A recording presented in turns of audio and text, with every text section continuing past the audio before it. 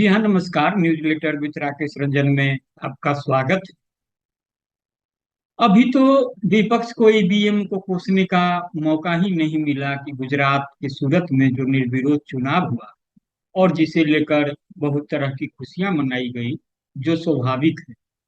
इसके बावजूद जो बातें छनकर बाहर आई हैं, उनसे इस निर्विरोध चुनाव पर शंकाएं व्यक्त की जाने लगी हैं, सवाल उठने लगे हैं।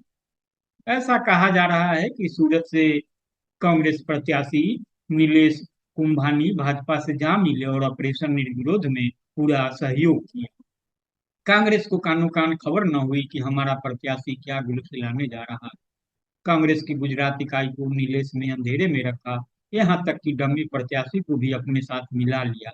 इससे भी बढ़कर इस ऑपरेशन निर्विरोध की मजेदार बात यह सामने आई है कि कांग्रेस प्रत्याशी व डम्मी प्रत्याशी को साधने के बाद बसपा प्रत्याशी प्यारेलाल भारती की खोजबीन करने में क्राइम ब्रांच ने बड़ी कार्रवाई करते हुए बड़ोदरा के किसी फार्म हाउस से लोकेशन के आधार पर ढूंढ कर सूरत में लाया और फिर 5 स्टार होटल में ऐसा क्या जादू किया कि वे भी अपने नामांकन पत्र वापस लेने को खुशी खुशी तैयार हो गए।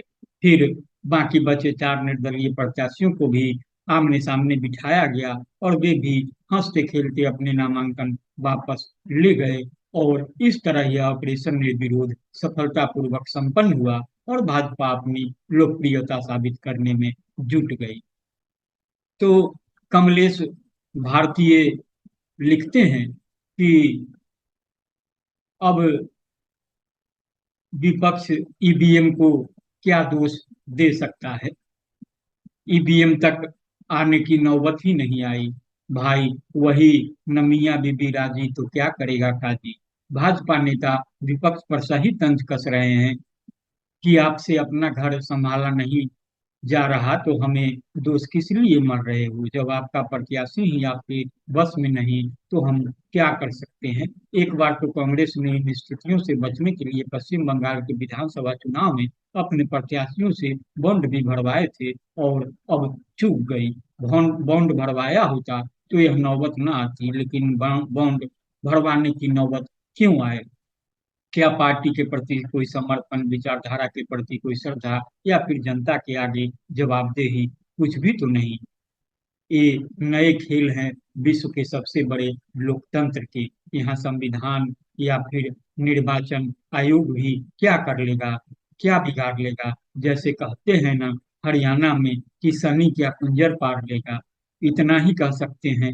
यह क्या जगह है दोस्तों, यह कौन सा दयार है। आगे निगाह तक यहाँ गुबार ही गुबार है। यह गुबार कौन साफ करेगा। यह तो बढ़ती ही जा रही है और नेताओं की आत्मा मरती ही जा रही है। तो आप इसे संजीदगी से सुने और गुने। आपको बता दें कि लेखक हरियाणा ग्रंथ अकादमी के पूर्व उपाध्यक्ष। मेरा आग्रह होगा कि सुनने गुनने के बाद लाइक करेंगे, शेयर करेंगे और अपनी प्रतिक्रिया से मुझे जरूर व्यक्त कराएंगे। नमस्कार।